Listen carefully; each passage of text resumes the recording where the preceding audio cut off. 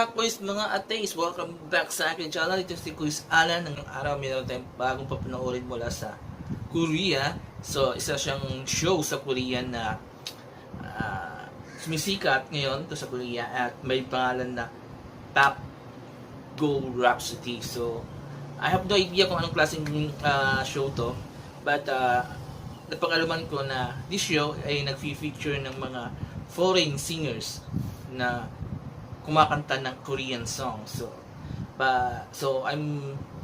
it's kinda interesting. So I'm excited to see this video. So ang papanoorin nating performance ay yung performance ng Filipina singer na si Megan, tama ba? Megan Adriano, at kakanta niya yung Magandang Pamamaalam. So I don't think so ito yung original title ng song. So let's see kung ano yung magiging performance ni Megan, and later ibibigay ko yung opinion ko sa performance niya. And let's go! Panoorin natin ang Top Go Rhapsody from South Korea. Go!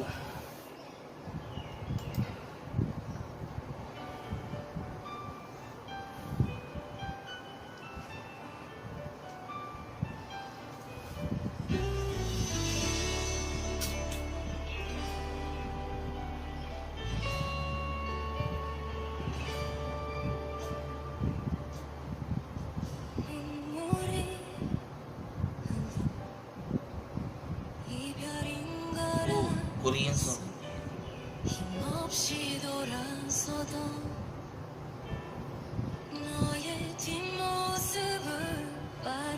Meron siyang subtitle, Filipino subtitle.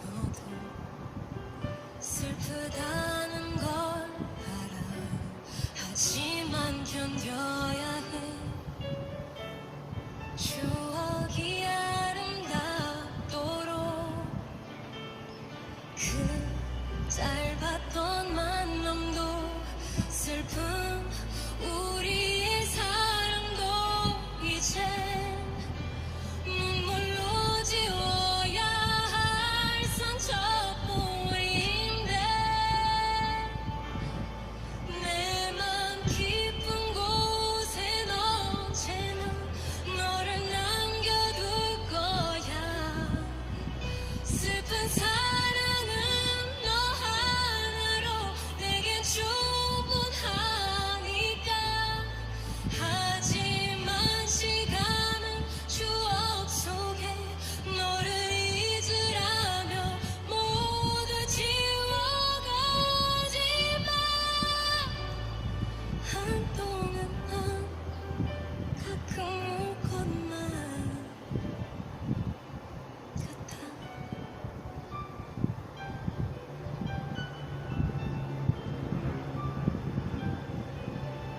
Pikit mata Translate sa Filipino. ang ating nakaraan, doon matatagpuan na itagong pagmamahalan. Kailanman hindi mawawalay sa iyo mga alaala ko'y nakabaon sa iyong puso. At kahit anong pilit ng panahon na limutin ka, sa mga luha ko'y ikaw pa rin ang nakikita. Sa aking puso'y laging naroon ka, magpakailan pa man.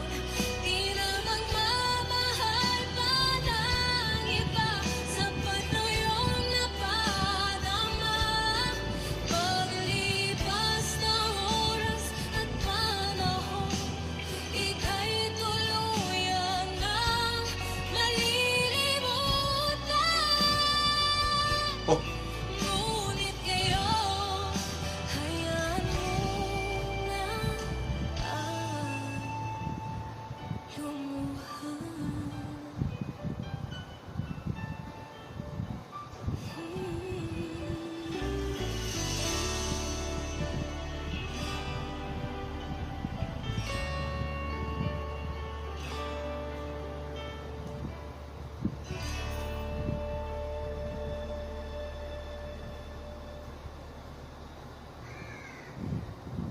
Okay, there you go. Napanood natin yung performance ni Megan Adriano. Tawag ba Megan Adriano? Hindi ko pa memorize sa pangalan. Megan Adriano na kinanta yung magandang pamamaalam na translate lang sa Filipino yung title. So, I don't know I have no idea kung ano yung original title nun. So ito pala yung how you call it? Yung process.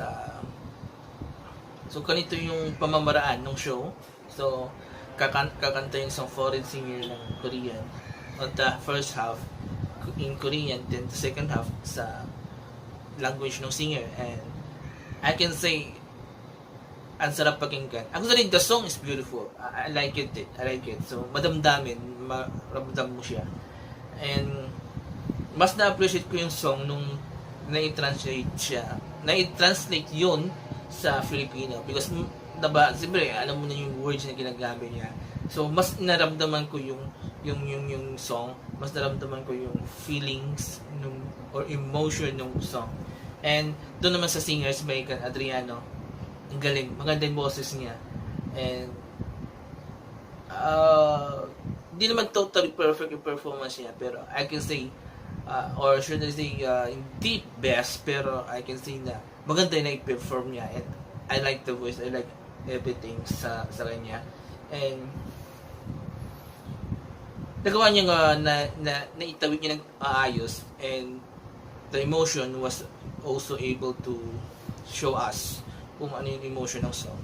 So I like it very much. So kayo mga kapulis, mga atis, ano masasabi niyo sa performance ni Megan Adriano, and ano masasabi niyo dito sa bagong show ng galing sa Korea na may title na Top Cool Rhapsody, na nagso-showcase ng mga foreign singers na kumakanta ng Korean song. So mag-comment kayo dito sa baba, and I will read all your comments at tatry kong mag-comment rin kung kailangan. And yun, so please don't forget to share don't forget these 4 things while watching my video: comment, like, share, and subscribe to my channel.